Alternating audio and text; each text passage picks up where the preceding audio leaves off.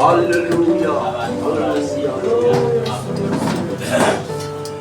Abuke turamusimana mwiriwe kugeze kuri mwiriwe Imana ati mwiriwe mana mwiriweho mana Mwiriweho mana.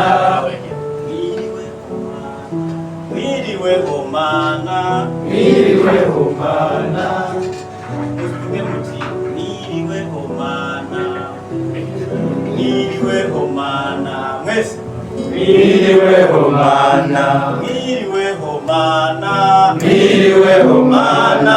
mwiriweho mana Mwiriweho mana we mana. mwiriweho mana Mwiriweho mana mwiriweho mana Mwiriweho mana bana bawe twaje Mwiriweho mana twaje kukuraba Mwiriweho mana abisaja baje Mwiriweho mana baje kukuramutsa Mwiriweho mana turatanze mwiriwe Mwiriweho mana n'abakozi baje Mwiriweho mana baje kukuraba Mwiriweho mana baririnzi baje Mwiriweho mana we baje kukuraba Mwiriweho mana turatanze mwiriwe Mwiriweho mana mwemuyeraraho Mwiriweho mana mwijuru muraho Mwiriweho mana marayika baraho Mwiriweho mana mikayeraraho Mwiriweho mana ngaho twese twaje Mwiriweho mana turatanze mwiriwe Mwiriweho mana mana nawe twumve Mwiriweho mana uze kuturaba Mwiriweho mana twebwe abana bawe Mwiriweho mana mwiriweho mwiriweho mana mwiriweho mana mwiriweho mana mwiriweho mana ako karamaze yesu nabakezanye Amen. namwe murahaye mwiriwe imana nayo iranezerewe mu izina ryayo iranezerewe imana yatanze ibihe yatanze aka kantu kameze nk'agakorane abantu b'imana bagakoranira hamwe kumva ubutumwa ibi bintu ntitwigeze tubibona na hamwe oya twari tumeze nk'abarota twarabyumva tukamera nk'abarota none biriko biradushikira muri iki gihe cacu turanezerewe yesu nabahezagiye dushimire rero umuntu wese yaje ndazi yuko umuntu wese yaje hano byamutwaye ikintu gikomeye ariko yesu ibyo ariko arakora muri wowe nabyo birakomeye niwogereranya n'abijya watanze ndazi yuko atacu uhombye niwagereranya ugashira ku munzane ntacu uhombye yesu nabahezagire dushimire abateguye iki gikorane ba hano tubashimire cyane dushimire namwe mwese umuntu wese tumushimire turangize rero turangize n'aya majambo tugiye kurangiriza ko nandi Imana yashize mu mutima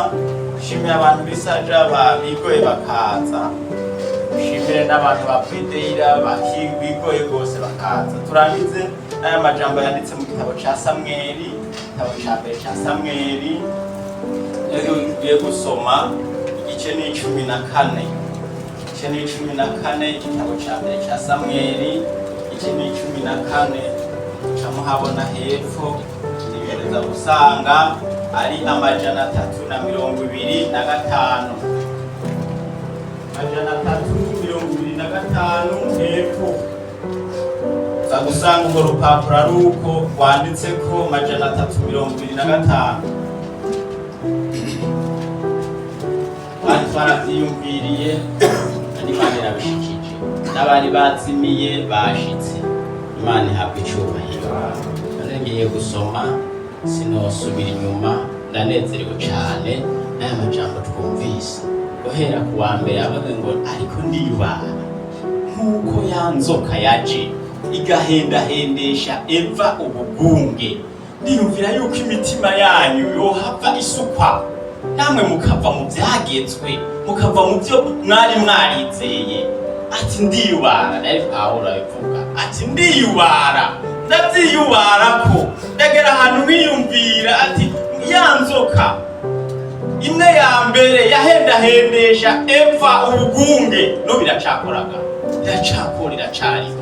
Yesu naduhezagire adufashe n'amajambo agira kabiri. Yesu aze kugira ati stop now mama, agira ati stop, gezaho, ntibahindura amajambo ayo bamaze iminsi bakuvuga bayahindure, kuko Yesu yashitse ati stop, reka guhamba uno munsi ntimuhamba. Ewe abantu bari bibye ikinogo nimba batari babahemba arayabonye, wisanduku wewe bari bayamuhaye arayacika. Eka bagenda bagiye gukaraba uwo munsi barayabonye. Abantu baza guhamba batanzanywe n'ibyiza, ati nje gukaraba ukabona bitanga mu myanya bagira protokole ngo bazitora ubwambe. Uwo munsi barayabonye ntibakarabye, baciye basubira inyuma. Yesu yaje ngo yahite stoke, gezaho mani, gezagira umukozi kabisa nafashije. Dusome Samweli wa mbere 14 mbere kujya murongo wa 25. Kandi Abisirayeli bose bari binyegeje mu mugambo wa Efurayimu, bumvise ko Samweli wa mbere 14:22 22 muntu. Yego murakoze. Cyo gituma rero twebwe muri Pentecote bimeze neza. Aha yaba ari padiri ntibamenye yuko yibeshe, nta mukirisa janga bibi abo yemera ivy'ababari. Ngo mwebwe urabona mucamweteka aho hantu siho. Yesu abahezagire cyane. Kandi Abisirayeli bose bari binyegeje mu mugambo wa Efurayimu, bumvise ko Abafilisitiya bahunze. Bumvise ko Abafilisitiya bagize gute, bahunze, nabo nyene baboma inyuma barabarwanya. Uko niko Uhoraho yarokoye Abisirayeli uwo munsi, kandi urugamba rurinda rurenga i Beti Aveni. Maze uwo munsi Abisirayeli bacika intege, kuko Sawuli yari yarahije abantu akavuga ati haravumwa umuntu aza kugira ico atamira butaragoroba ntaraheza kwihora abansi banje. Nuko nta muntu n'umwe muri bo yagize ico atamira, maze abantu bose baja mu kibira, kandi hasi hari ubuki. Nuko bashitse muri icyo kibira basanga ubwo buki buriko burashonga, ariko ntihagire umuntu n'umwe akoze intoke ku munwa, kuko batinya kurenga iki. Yesu abahezagire n'aya majambo, ariko yongera akayandi ndaza kuyongera ku mwanya ni wa mundi. N'igitabo twa Samweli dusomye cyanditswe na Samweli nyene, hamwe n'uwitwa Gadi n'uwitwa wa mukozi w'Imana yaza Natanayeli, nibo bacanditse. Kandi cyandikwa mu bihe bya kera rwose, nko mu mwaka w'1,100 imbere ya Yesu. Cyandikwa mu Isirayeli nyene aho bacandikiye, ariko ntibiba bikenewe.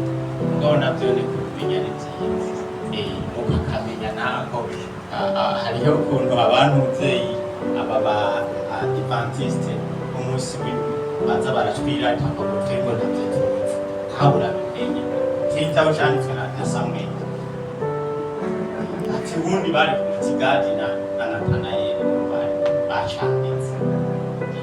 Yesu ivyo nyene ko Abapentekote twebwe twoharira mu vy'amajambo, twoharira mu vyambwe, ngo ntiduharira. Ntawe ntuzunitenge ugende guharira n'umutemwe.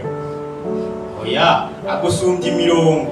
Twebwe imirongo ntibayitwigisha ngo tuyifate rwose, kuko bo barayifata bakayikunda. ariko nariko ndavuga aya majambo rero niyo narose mwino misi, niyo narose. Abafilisitiya bateye Abisirayeli barabagwanya barabanesha, ariko Samweli yaragihari. Ariko ubu Sawuli niwe yatwara, hanyuma babateye barabagwanya barabanesha Abisirayeli.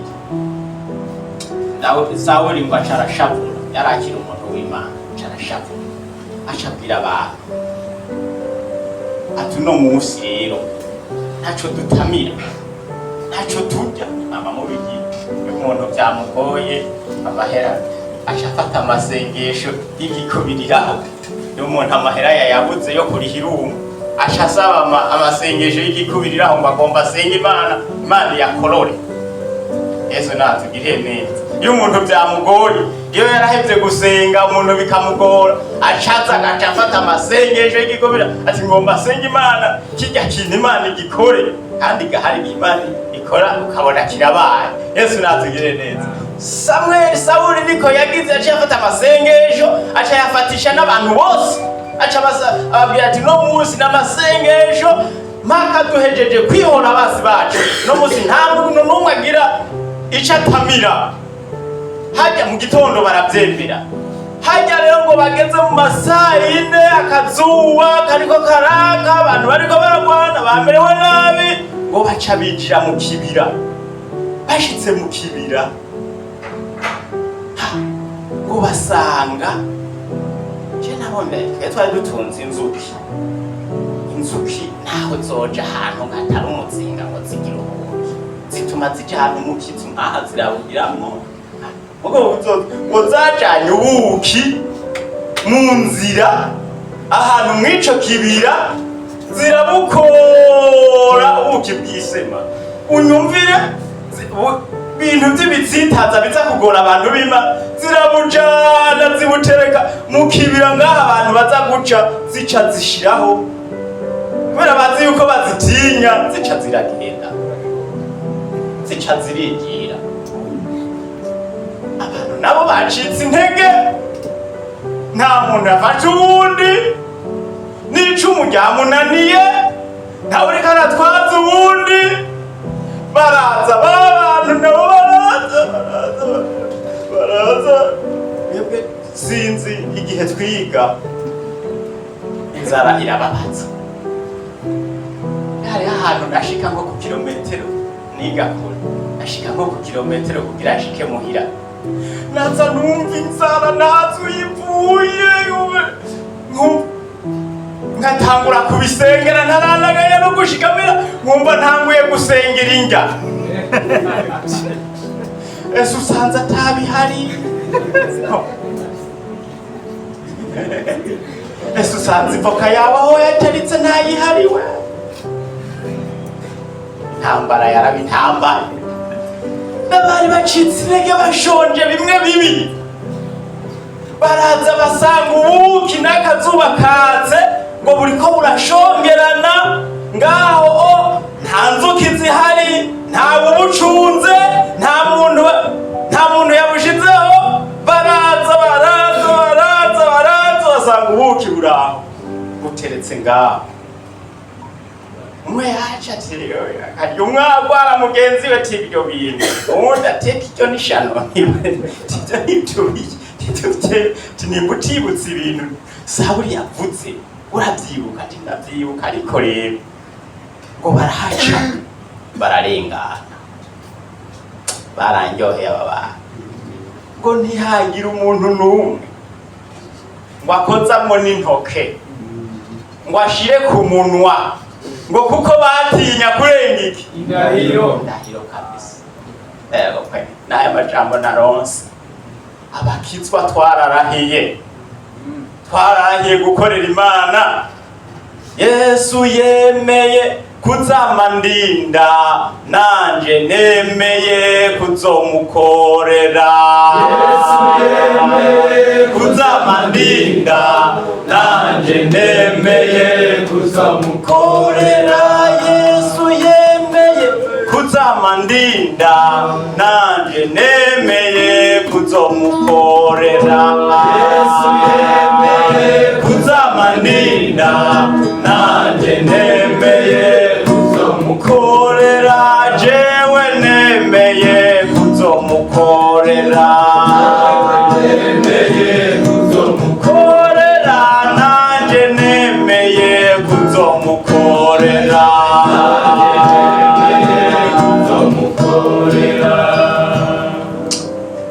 Nibyo bihari muri ino minsi, nibyo bihari muri ino minsi. Mwe muyarangende arabimbwira ibi bintu bimeze nk'ubuki Satani yaragiye arabinyenyagiza ahantu hose.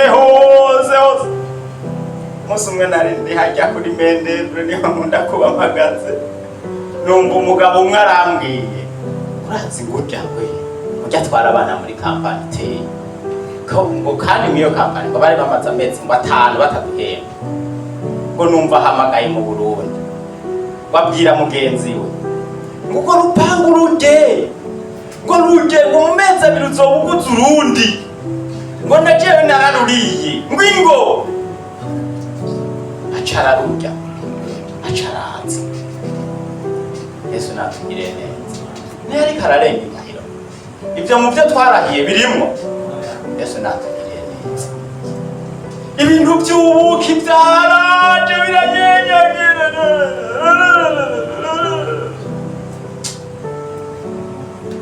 Ese nguruguruye ngo telefone yawe we ubuki usanga mu nzira ngo ba ishitani yabishitse kugira ngo akurengeshe iki indahiro warahiye.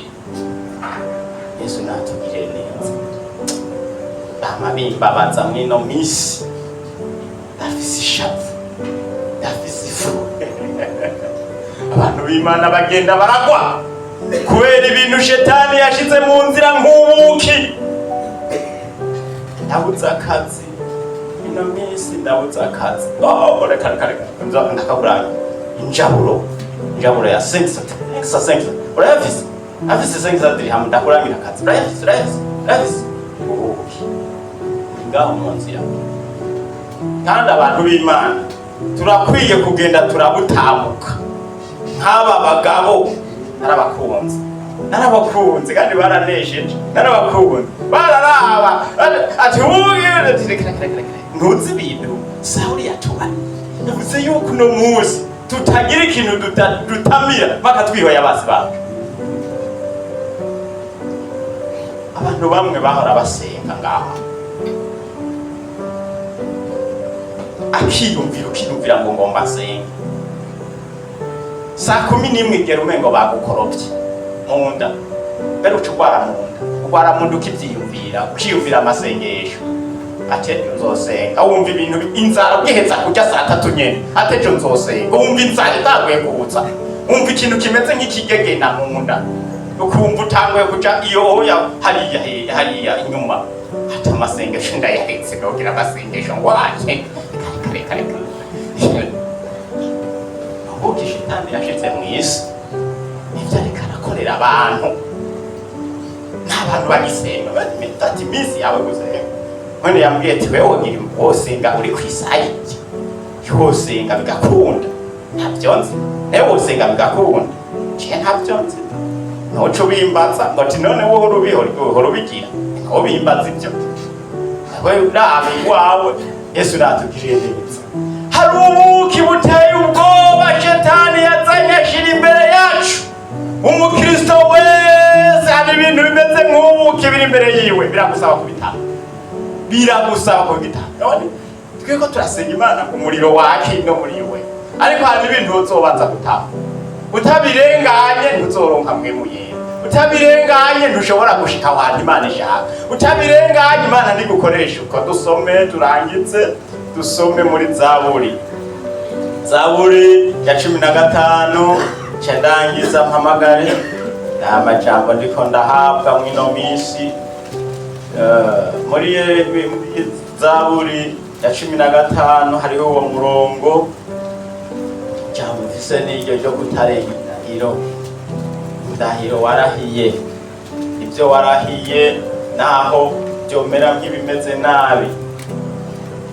Ego kabisa. Dusome Zaburi 15. Dusome hariya handitse ngo Zaburi ya Dawidi. Uhoraho ninde azosembera mu ihema ryawe, ninde azogera ku musozi wawe wera? Nugendera mu bitunganye, agakora iby'ukugororoka, akavuga ukuri mu mutima wiwe, turaremenanisha ururimi rwiwe, ntagirire nabi mugenzi we, ntakaze inkuru y'umubanyi wiwe. Ibintu birakomeye. Ntakaze inkuru y'umubanyi wiwe, mu maso y'igihungu kirakengeretse, ariko yubaha abatinya Uhoraho. Ico yarahiye naho cyo mugirira gute? Ntagira gute?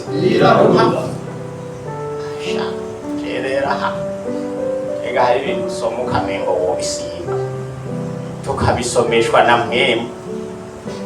Ego kwe ikintu yarahiye uwo muntu azosembera ku musozi wera w'Uhoraho. Ikintu yarahiye naho cyo mugirira gute? Uzanyira ako kantu ko kugirira nabi oya kweli ngo ntiyirahuruza. Nsoma abagabo batatu, Shadraka na Meshake na Abedenego, bari abagabo b'inyamunyu, bari bararahiye ko bazosenga Imana yonyene. Icageze kirashika, ati tuzoba turabe ya ndahiro yawe. Indahiro yawe izoje bayipime, babipime barabe yuko ibyo barahiye ari byo, barabe yuko ibyo barahiye ari byo. Ati ibyo mwahe tugomba tubirabe. Ngo baraza barabwira ati ubuya ni gusenga ryesha.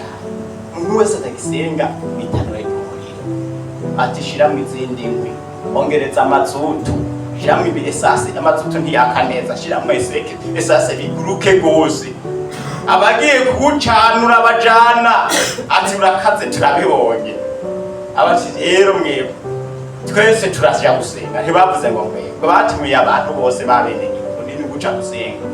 Nabone baragenda itegeko umusada twese turawukora, bavuze ibikorwa rusange turagenda. Yesu nabaniza igihe ibikorwa by'iterambere tuguma twabikoze. Yesu nabaheza igihe basha basanga ari gusenga igikani. Ati mero gusenga kihande mategeko ni udasenze ni kuja hajya mu muriro. Bavuga ati senga leta ibimenyetso nibi biravuga. Babagabo baguma bahagaze uko, ariko bari barabonye iyo ndahiro bari babonye yuko uza kubagirira nabi kweli. Yesu natubwire neza ngo baguma bameze uko, babwira umwami ati babagabo ntibakubara, ntibaruhaye bakubara, bagumye bahagaze. Barabatuma ko ati none mwe mwabigize ibyoroshe ga, mwagize ibyoroshe ka twebwe ntidusenga igishushanyo, reka kwirirwa natwinginga ntidusenga igishushanyo. Hari indahiro twarahiye yuko tutazosenga ikindi atari Imana yacu. Ngo baca bajaho rero ati rero igihano ni kimwe, kandi abagamye namwe ndabaraba ntiberekwa, ntibari bararose, Imana ntiyari yabagendeye babwira ngo murahagarara ngo ndaza kuba ndababona. Wapi ntabyo yari yababwiye, ntibari babirose, bari bahisemo ikintu cyitwa gupfa. Yesu natugire neza. Kandi bari bwabona abantu bakira bagiye mu muriro nta n'umuzi n'umwe.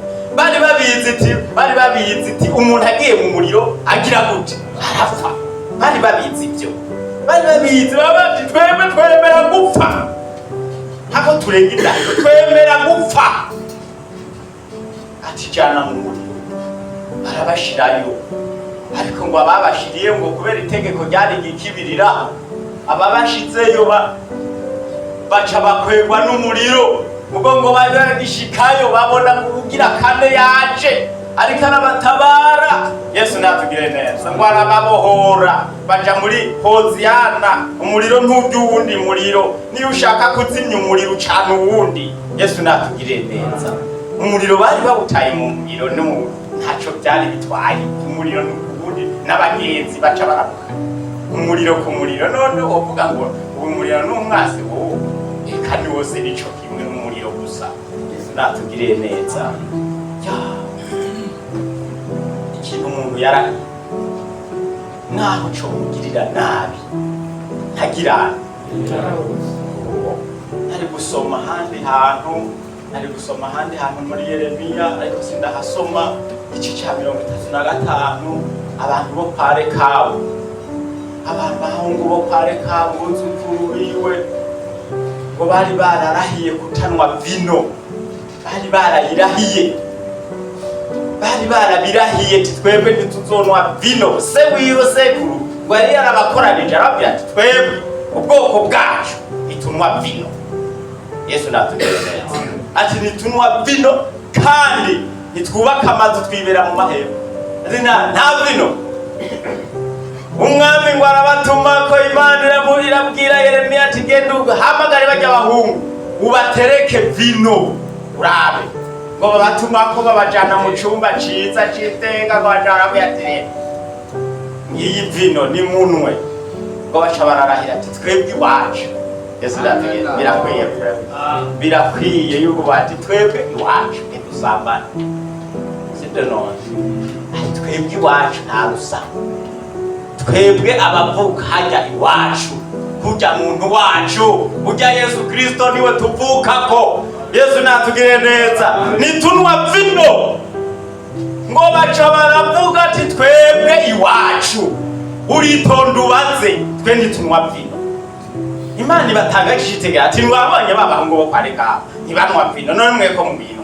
Yesu natugirire neza. Kandi ariragi bahawe na sekuru gusa bakabyubahiriza. Yesu natugirire neza. Turi mu rugendo ruca mu ijuru. Ngiye kurangiza. Turi mu rugendo ruca mu ijuru. Ibyo warahiye shebeye mu bintu nari narafashe ingingo mukoresha na umuntu byagoye kuresha bose. Abona ko nasatsi iwacu hari byarangoye kuresha. Nanje hari ibyo nari nararahiye ndiko ndasenga. Ati basore mu nyumviriza aha nari navutse imbere y'Imana ati jewe umukobwa nzoja kuresha. Naravuze ubutumwa bwinshi rwose naravuze ubutumwa mu bantu benshi ati umukobwa nzoja kuresha atari we anyase nkaba ndavuye nyene nkabyikundira nkamubwira ati jewe nzogutwara ati shaka no gusaba urukundo nze twubaka atari we anyase je sinzobiheba atari we nyene yiyankiye ati jewe ndabivuyemo sinzobiheba naho nari kubona n'inzoga nari kubandanya ngira nkamukunda. Reka rero nje kuresha kanje kuresha rero umukobwa ndamuresha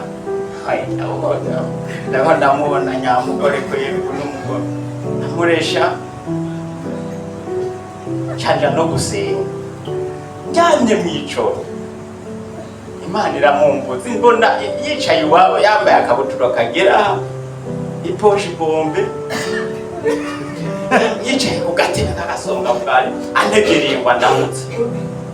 Basha burya naho uburi kicucu sha wabona yuko izo nzozi uwo muntu atari we mugabo kubera ndatinya kurenga ibimwe niyemeza jewe yuko uwo mukobwa atari wanyase jewe ntazomwanga ndanuma nguma ndamuserereza gose ti uraza kumpinyishu ati nzoguhinyisha nzokwishura ko nkasenga ati Mana nukuri ujya mukobwa ntawe nzotwara.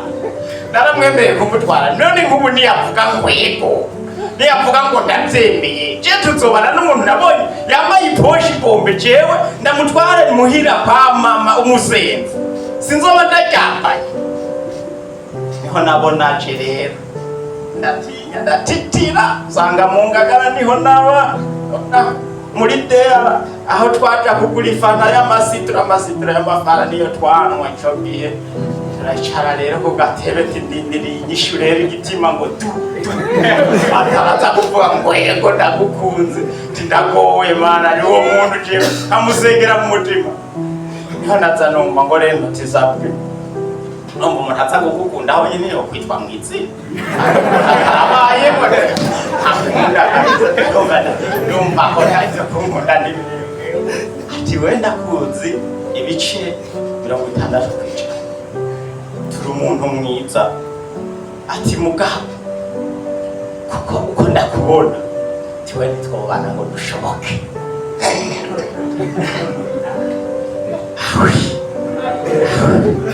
Ati ntitwobana dushoboke nawe mu kwishavutsa. Ati none by'ukuri ubona unyankiye iki?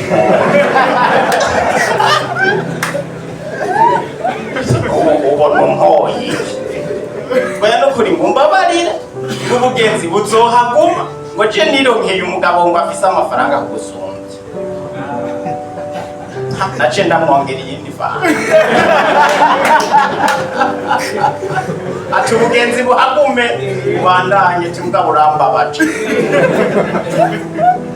Bukeye naciye nja mu masengesho gushima Imana ico warahiye naho cyo kugirira gute ntuzugire nimba uri kuraja mu ijuru ibintu twarahiye uze wirinde cyo tume bya Bibiliya tuza kurahira bagufata ingingo. Yesu atugirire neza ubanze witonde. Yesu atuharire kandi atugendere. Ndarangije n'amajambo twumvise mbega woba ubuki bwaba bwaragutegeye haba hariho ubuki bwaba bwaragutegeye mu nzira bukakwandutsa ukarenga indahiro warahiye. Hoba hari ibintu biriko birakugirira nabi ko ntinga yuko yanzoka nk'uko yaje igahendahendeja Eva ubugunge yuko ishobora kuza ikakwandutsa ukandura. Abakozi b'Imana ngabo baje bari ngaha twese turabakwira. Urabona Imana yahezagiye nimburimo rero gira nyingoga nyaruka tugusengera Imana, nyaruka dufatanye amaboko dusenga Imana. Twumvise amajambo atari make nitwovirwa turasarara ngaha nyaruka